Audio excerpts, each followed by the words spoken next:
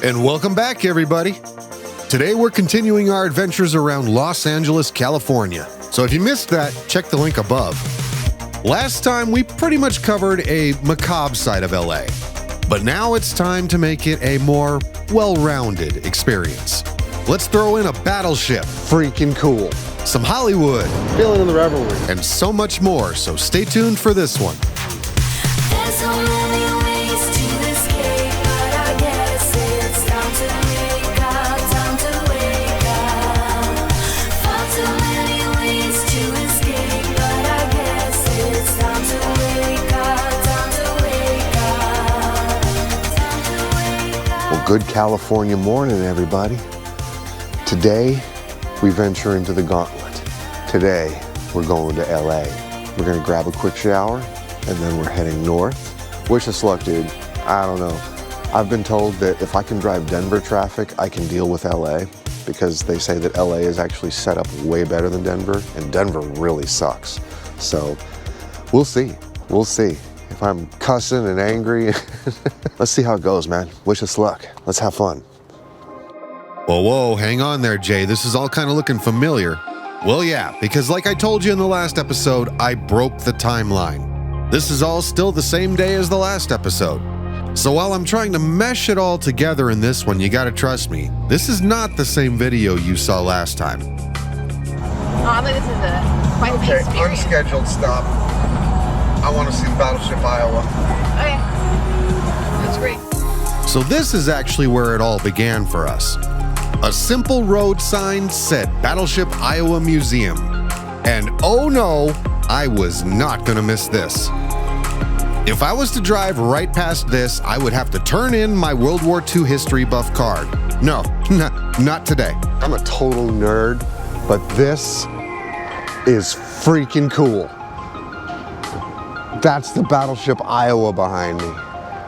Stumbled upon it and was like, no, I'm not missing this one. A whole class of battleships was named after this. So we're gonna see what we can see. I think they're letting people walk up there. I gotta walk next to one of those guns, baby. Oh my. She was the first of a whole new class of battleships, designed to outpace and outmatch the Japanese Tonga-class battlecruisers. Her overall length was 887 feet, with a displacement of 57,540 tons, and still capable of speeds of 33 knots. But it was mostly her speed and her armament that made her a particularly nasty foe.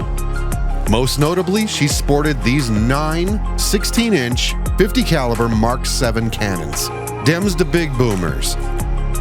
In addition to that, she has 20 5-inch Mark 12 cannons and 20 quad 40mm anti-aircraft cannons. She was a floating artillery battery. But sadly, she came at a time where naval warfare was being redefined by the aircraft carrier. They were going to build 5 more of these, but only 3 would ever set sail: the New Jersey, the Missouri, and the Wisconsin. The 4 from the Iowa class would become the last battleships ever built by the United States.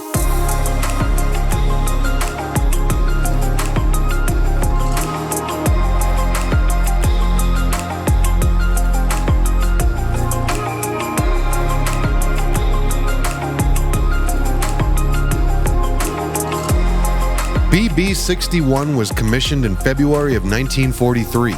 And she went through a whole series of decommissions and recommissions before she finally got her retrofit upgrade in 1984.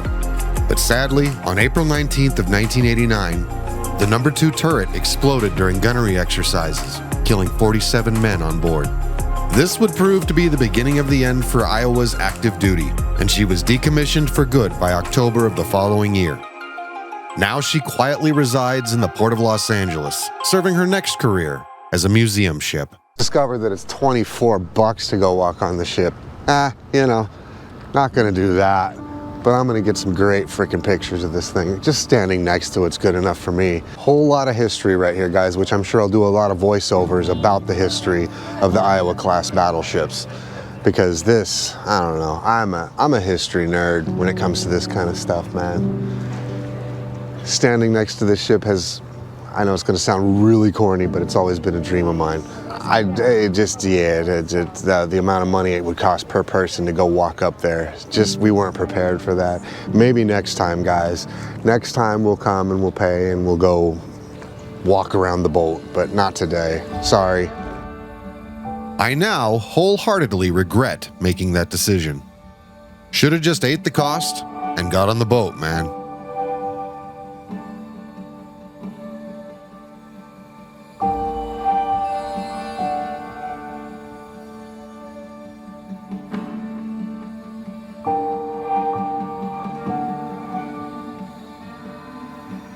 This is history right here.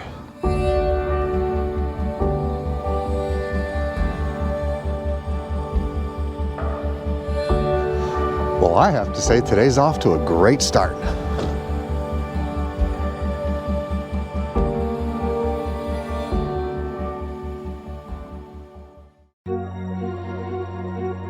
So our next stop by the True Timeline takes us to a place we've already seen.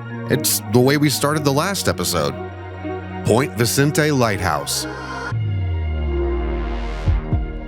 Now don't worry, I'm not going to rehash everything that we discussed in the last episode about this place. You want to check that out? Check out the last video. But I absolutely will say this. Point Vicente Lighthouse, check it out. Amazing place with a really cool backstory. And a spooky legend to go along with it. Well, it's closed up for tours right now. Apparently there's only like one time a month where they'll even let people go down there, but so this is as close as we get, but that's okay. I just wanted to look at it, see what scared him so badly about it. I don't know. As we roll down into LA, the next order of business is lunch. And you knew darn well that we were going to be doing lunch California style.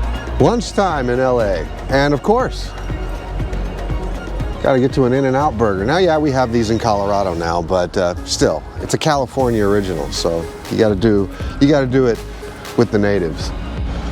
Ooh, I tell you what, we may have these in Colorado, but they didn't taste this good. I don't know, I guess you just gotta come to the place where they've been making them for years and years and years, because they know how to do it here, man. That hit the spot. And from there, it was on to Westwood Memorial Gardens. Another place we already saw in the last episode, but I want to reiterate, if you're into hunting famous graves, this is the place to go. Tiny cemetery, huge star power.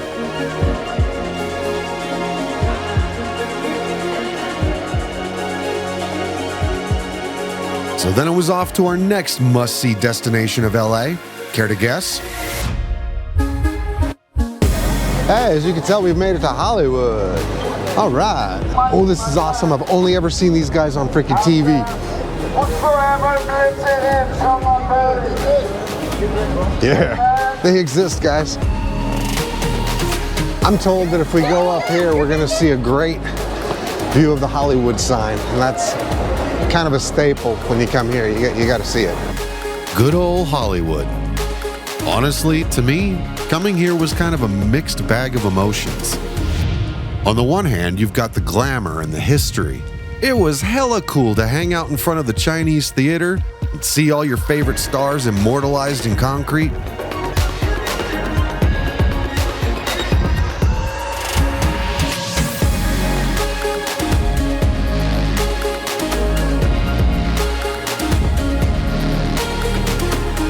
And it was fun to cruise the Walk of Fame, seeking out those big names that you love so much.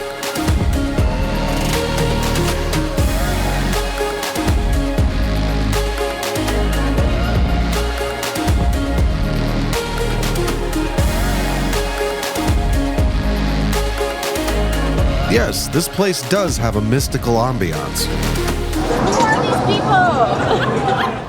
But on the other hand, there's something off about this place. Maybe it's the self-inflicted dark aura that Hollywood has placed on itself. Maybe it's that it was the most tourist trappy of tourist traps I've ever been to in my life. Felt like everybody here was trying to swindle me out of my money. All right, if there's any BTS fans, And we already know that I don't have anything against tourist traps. I mean, hell, just yesterday we were at Mission Beach. I don't know, guys. Something different going on here. And I don't want to trash talk Hollywood, so I'll just leave it at, I guess Hollywood just isn't my scene. I think we're wrapping it up here in Hollywood. I think we've had a good time checking out all the stars on the Hollywood Walk of Fame. handprints in the cement, stuff like that. Just feeling in the revelry, the history of this place. But whatever the case, no matter where you go, no matter how magical it may be here in Hollywood, everybody wants to sell you something, and I'm not rich, so, but we got souvenirs, man. We got some good stuff. So we're having fun. We're gonna head out of here. I don't know where we're going next here in LA. Thinking Koreatown, but we'll see. We'll see. Well, the next destination was in fact not Koreatown. In fact, it was little more than a spur-of-the-moment decision to go see the spookiest hotel in the whole of the United States. Yeah, we know, we're weirdos, but we wanted to go see the Hotel Cecil, which, again, we covered on the last episode, so we're not going deep on this one. So it took a minute, but we found some parking, and we are standing right next to the Hotel Cecil. So much history here. And so concluded our LA experience. Man, we really got to do more than just one day here. Anyway, tired and hungry, we set sail back towards Oceanside. We're going to hit a local late-night taco joint and get some rest for our last day in California. Well, good morning from sunny California.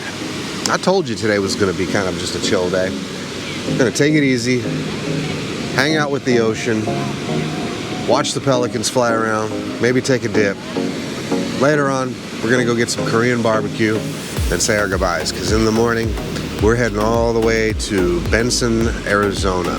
We're about 2/3 of the way through this trip now. The past couple days have been nothing but go, go, go.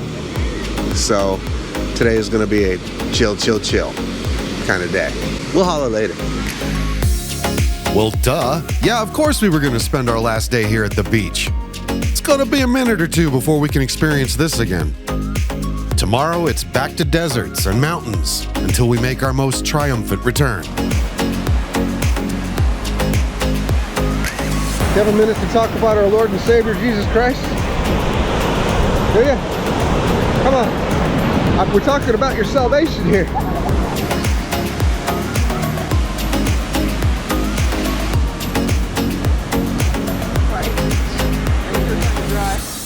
Well, guys, that was the last trip to the beach for this trip. It's going to be a little bit before we come back to the Pacific Ocean. That's okay. I think I've got enough salt in my system to mummify myself right now. Snorted a lot. But yeah, we'll be back. We'll be back eventually. The rest of the day is going to be all about going and eating a lot of food. Feasting before we hit the road tomorrow. Anyway, we'll see you there. So goodbye to this beautiful stretch of coastline. For now, and a big thank you to my daughter and son-in-law for showing us around the place. All right, y'all, Korean barbecue tonight. This is fun. I don't know if you've ever done any Korean barbecue, but you get your own food, whatever you want, and you cook it yourself. All right, see, I've got the bulgogi beef. I have ribeye, mussels, prawns, pork belly here, and some veggies to go with it.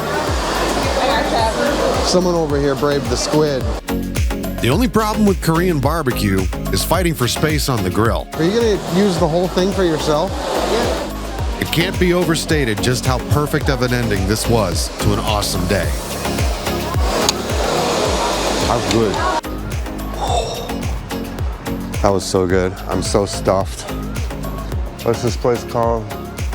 M Barbecue, if you're in the Oceanside area.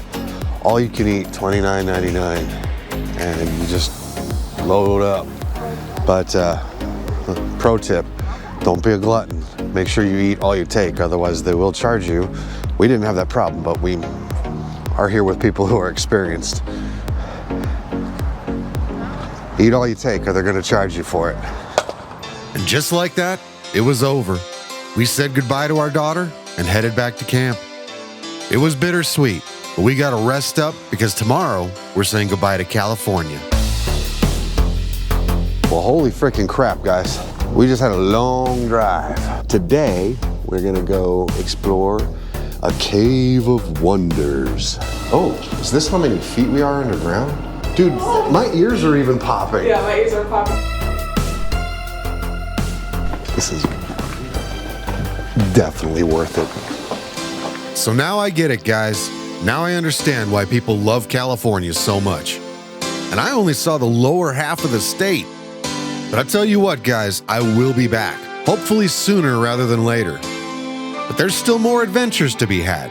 So until the next time, safe travels, happy camping, and cheers.